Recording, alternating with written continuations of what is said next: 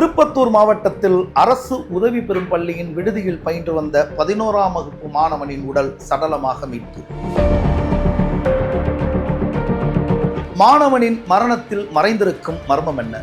விசாரணையை துவங்கிய காவல்துறை, நீதி கேட்டு நிற்கும் பெற்றோர். வாருங்கள் விரிவாக பார்ப்போம். இது குற்றப்பத்திரிகை.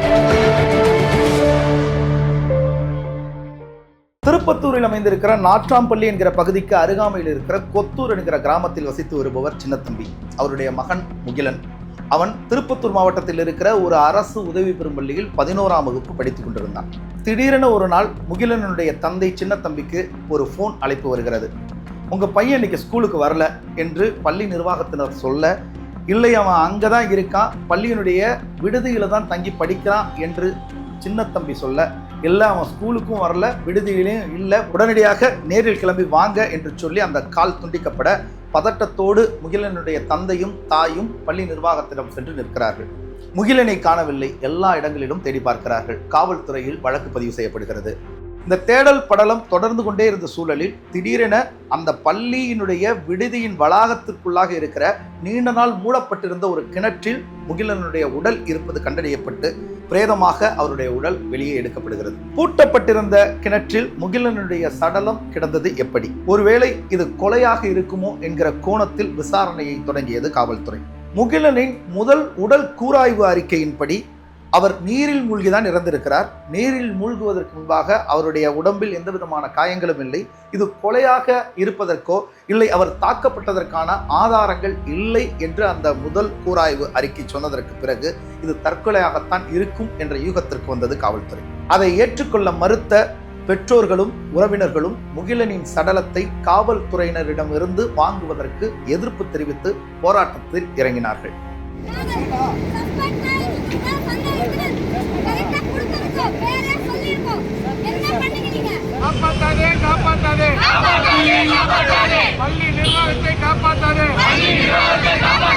போராட்டத்தின் தீவிரம் அதிகரித்ததால் விசாரணையை துரிதமாக்கியது காவல்துறை.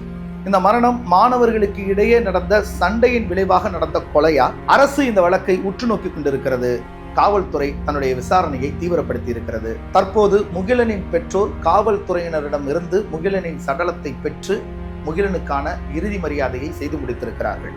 தமிழ்நாடு முழுக்க பள்ளிகளின் விடுதிகளில் நடக்கும் மாணவர்களுடைய மரணங்கள் சமூகத்தில் அவ்வப்போது பல அதிர்வுகளை ஏற்படுத்திய வண்ணம் தான் இருக்கிறது. வெகு தொலைவில் இருக்கும் ஒரு பள்ளியின் விடுதியில் தங்கி படிக்கும் தன்னுடைய பிள்ளைகள் பத்திரமாக இருக்கிறார்களா என்கிற பதட்டம் தற்போது பெற்றோர்கள் மத்தியில் கூடியிருக்கிறது, அதிகரித்திருக்கிறது. காவல்துறை அனுமானித்ததை போல ஒருவேளை இது தற்கொலையாகவே இருந்தால் அந்த தற்கொலைக்கான காரணம் என்ன? மாணவன் முகிலனை தற்கொலைக்கு தள்ளியது பள்ளி நிர்வாகத்தின் அழுத்தமா என்பதை காவல்துறை தான் விசாரித்து வெளி உலகத்திற்கு சொல்ல வேண்டும். நியாயமான விசாரணையையும் நேர்மையான நீதியையும் எதிர்பார்த்து மக்கள் காத்திருக்கிறார்கள். பலவிதமான கனவுகளோடு வெகு தொலைவில் இருக்கும் பள்ளியின் விடுதிகளில் தங்கி படிக்கும் இப்படியான மாணவர்களின் சோக மரணங்கள் முற்றிலுமாக தடுக்கப்பட வேண்டும்.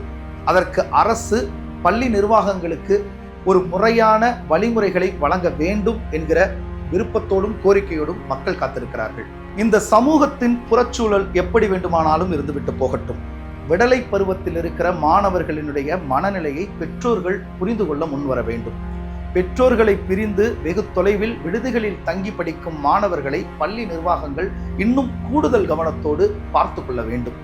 இவை இரண்டையும் கடந்து ஏதேனும் மன அழுத்தங்கள் வந்தால் மனம் விட்டு பெற்றோரிடமோ அல்லது ஆசிரியர்களிடமோ பகிர்ந்து கொண்டு சவால்களை கடந்து வாழ்க்கையின் வெற்றி பாதையை மாணவர்கள் எட்ட வேண்டும் என்கிற கோரிக்கையோடு இந்த நிகழ்ச்சியை நிறைவு செய்கிறோம். இந்த வழக்கு சார்ந்த அடுத்தடுத்த செய்திகளோடு மீண்டும் உங்களை சந்திக்கிறோம். இது குற்றப்பத்திரிகை. நன்றி, வணக்கம்.